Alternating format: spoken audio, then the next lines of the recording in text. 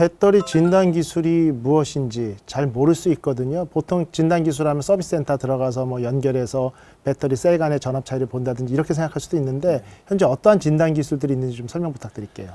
배터리라는 게 기계 장치랑은 다르게 전기 화학 물질로 이루어져 있잖아요. 그러다 보니까 기계 장치는 소리 들어보고 동작시켜보면 그 자리에서 바로 이렇게 잘 된다 안 된다가 나와요. 그런데 배터리는 그 자리에서 보는 게 현실적으로 어렵습니다. 그러다 보니까 제작을 할 때 뭔가 검사 툴킷을 연결해서 검사를 해보기도 하지만 특히 제작이 되고 난 전기차 상태에서는 특히나 개별 셀 단위 진단이라는 게 어려워요. 그래서 근본적으로는 예를 들면 카센터에 우리가 가서 거기서 뭔가 연결해가지고 바로 그 자리에서 한 1, 20분 만에 결과가 딱 나오는 거는 거의 불가능에 가깝다고 보시면 돼요. 물론 뭐 일부 결과를 볼 수 있지만 그거는 아주 표면적인, 제가 교수님 굉장히 오늘 나이스 하시네요, 암이 없으실 것 같아요 하고 단정적으로 얘기하는 거랑 똑같아요. 예. 사실 이제 불가능한 얘기죠, 그렇게는. 그러다 보니까 좀 더 면밀하게 관찰을 오랜 기간 동안 해야 되고요. 그러려면 이제 거기서 나타나는 전압 데이터를 계속 우리가 게더링을 해서 그걸로 분석을 하는 이제 그런 기술들이 가야 됩니다. 예단하고 예방할 수 있는 그 회사 소개 좀 부탁드릴게요. 이제 전기차 쪽에 이걸 실제 진단해서 셀 단위로 진단하고 어떤 이상 발생을 감지해서 미리 소비자한테 알려줘서 대처할 수 있게 한다든지, 그리고 또 평상시에도 이상이 없어도 배터리를 좀 오래 쓸 수 있게 아까 부산물 말씀드린 것처럼 그런 거를 적게 나오게 하는 관리 방법, 그러니까 운행도 그렇고 뭐 여러 가지 예열이나 잔량이나 이런 것들에 대한 관리를 좀 피드백할 수 있는, 그러면서도 이제 자동차의 차계부 기능까지는 그런 솔루션을 좀 만들었습니다. 두 가지 교수님 질문 드릴게요. 첫 번째는 이 비즈니스가 어떤 식으로 확대 나갈지가 좀 궁금하고요. 두 번째 케이스는 우리가 하다못해 차에서 화재가 발생하거나 하면 블랙박스를 인증받지 않은 비허가 업체에서 달아서 배선을 달았다고 제작사에서 어거지 쓸 때 있죠. 네. 그러면은 교수님이 운영하는 업체도 그 기업체 벤처도 어떻게 배선을 따오고 정보를 OBD 통해서 받고 이러한 어떤 거 행위를 해야 되겠죠. 네. 근데 결국은 그런 부분에 대해서 제작사 입장에서 아니 이거는 불법적인 전기장치의 부착이고 이로 인해서 위험성이 커졌어라고 제가 볼 땐 말도 안 되지만 그런 얘기가 나올 가능성도 있거든요.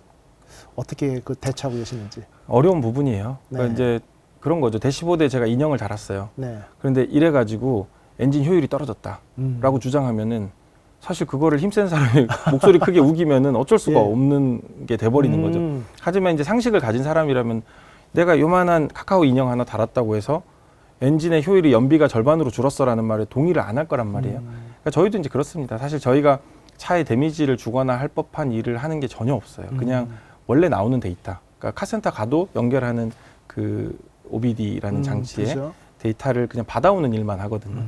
그게 다기 때문에 사실상 그걸로 문제가 생긴다는 거는 근본적으로 좀 잘못된 일이고요. 결국 여기 쓰여 있는 글을 그냥 뒀을 때하고 제가 이렇게 노래 보면서 읽었을 때 무슨 차이를 주고 영향을 줬나 뭐 이 얘기일 수도 그렇죠. 있는 거거든요. 예. 그런데 그런 부분을 갖다가 왜 우리가 인가하지 않는 불법적인 방법으로 조명을 밝게 켜고 봤어, 이 책의 내용이 변했어, 뭐 이런 얘기일 수 있는데 그렇죠. 결국 그러다 보니까 네. 각종 주변 전문가들의 동의를 구해야 되고 그 사람들이 같이 참여하면서 여럿이 목소리를 내는 게 필요하다, 이런 얘기일 수 있겠습니다. 예, 그렇습니다. 앞으로 이 회사에 대한 어떤 뭐 투자나 발전 방안이나 뭐 이런 부분에 대한 어떤 전체적인 플랜도 한번 설명 부탁드릴게요.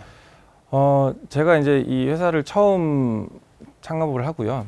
제일 주안점을 둔 게 실제로 해야 된다였어요. 저는 이제 모르겠습니다. 당연히 이건 실제로 해야 되는 일인데 지금 이제 기업을 하면서 느낀 점 중에 하나가 사실은 기업이 실제와는 좀 괴리된 어떤 소위 포장만 잘하는 경우가 생각보다 많다라는 거를 많이 봤어요. 제가 지금 이제 일을 하면서 특히나. 저희가 이거 개발하는 인력이 지금 한 40명 가까이 되거든요. 그런데 이제 저희는 40명 앉혀놓고 3년 걸려서 겨우 지금 이 정도 하고 있는 건데 한두 명이 다른 거 하시던 분이 갑자기 뭐 딥러닝으로 해서 엄청난 진단을 하신다고 하면 사실 이거는 넌센스인 거죠. 그렇기 때문에 뭐 그걸 제가 비난을 할 수는 없지만 이게 사업이니까요. 그래서 저는 언젠가는 그거는 인정을 받을 거다라는 생각으로 조금 늦더라도 천천히 가자 생각을 하고 있었고, 한 3년 그렇게 해오면서 제일 주안점을 뒀던 게 실제 검증을 하는 거. 그래서 처음에 저희가 이제 캠핑카 쪽을 좀 타겟팅을 했어요. 캠핑카가 그때 막 시장이 성장하고 있었고 저희가 이제 데이터를 취득할 수 있는 조건이 좋겠다. 왜냐하면 전기차는 당장 데이터를 취득하기가 어려웠거든요. 그래서 캠핑카 쪽에 배터리를 아예 공급을 하면서 그쪽에서 데이터를 취득하는 거, 그리고 이걸 그 진단하는 플랫폼 개발 쪽을 매진해서 이걸 이제 한 2년 정도 검증을 했죠. 지금 한 300대 정도 실제 캠핑카들 돌아다니면서 계속 데이터 올라오고요. 그리고 이제 이걸 상업적으로 운전을 하려면 당연히 이걸 데이터를 단순히 모으는 게 중요한 게 아니고 정말 코스트 이펙티브하게 진짜 이거를 상업적으로 서비스를 제공할 수 있는 수준의 비용을 절감할 수 있어야 돼요. 가령 제가 캠핑카 처음에 한 100대 됐을 때 저희가 한 달에 서버 운영비가 700만 원이었어요. 그러면 한 사람당 7만 원을 우리가 해주고 있는 거거든요. 근데 돈도 안 받았어요. 이거 사업적으로 전혀 의미가 없죠. 그래서 전기차 진단하는데 저희가 한 달에 뭐 10만 원씩 주세요 이러면 아무도 안 할 거거든요. 그렇기 때문에 이거를 상업적으로 우리가 가용한 수준의 어떤 그 데이터 분석을 할 수 있는 플랫폼이 필요하고요. 이런 쪽 개발에 좀 매진을 했고 지금 이제 이게 안정화되고 스케일업 할 수 있다는 어떤 확신이 들어서 지금 이제 전기차 쪽에 본격적으로 런칭을 좀 하고 있는 상황입니다. 배터리 화재 사고 예방과 관련해서 마지막으로 추가 의견 있으시면 부탁드릴게요. 네. 이제 소비자분들과 정부 관계자분들도 좀 인지를 해주셨으면 좋은 게 있어요. 하나가 계속 말씀을 드렸지만 전기차와 내연기관 가장 큰 차이점은 이 그레이존이 넓다는 겁니다. 그러니까 기계 장치는 온오프가 굉장히 명확해요. 핸들이 부러지면 이거는 누가 봐도 부러진 거고 안 부러진 상태라는 게 잘 없어요. 애매한 상태가. 네. 근데 배터리는 그런 상태가 굉장히 넓습니다. 사람의 혈압하고 비슷해요. 그래서 혈압이 110도 정상, 120도 정상, 130도 정상. 어떤 사람은 140도 정상. 그러니까 이 그레이존이 넓다 보니까 이거를 또 게다가 많은 수백 개의 셀에 대해서 다 적용을 해야 되거든요. 그러니까 이거는 우기는 사람, 목소리 큰 사람이 이길 가능성이 높아져요. 그래서 이거를 일단은 팩트를 찾아내는 게 중요하고요. 결국은 이제 혈압이 140인데 이게 정상이냐 비정상이냐 논의는 그 다음에 하고 일단은 140이 정확하게 140인지를 찾아내는 게 중요합니다. 그렇죠. 그래서 그걸 찾아내고 그다음에 그걸 기반으로 우리가 전문가들과 여러 사람의 목소리를 합쳐서 진짜 이게 위험한 건지 아닌지 그 다음 판단을 하면 되거든요. 근데 지금은 찾아내는 과정 자체가 굉장히 불투명해요. 이게 그래서 제가 데이터가 공공화돼야 된다. 그리고 이걸 제조사한테만 맡겨둘 수가 없다. 제조사는 일단은 소비자와는 반대 입장으로 갈 수밖에 없는 어쩔 수 없거든요.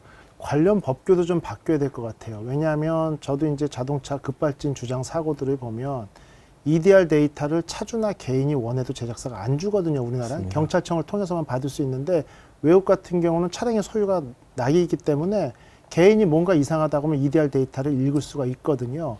그런 부분조차도 국내는 참 기업 중심이고 소비자 중심으로 가려면 아직 좀 멀었다 이런 생각이 들고 있습니다. 맞습니다. 네네.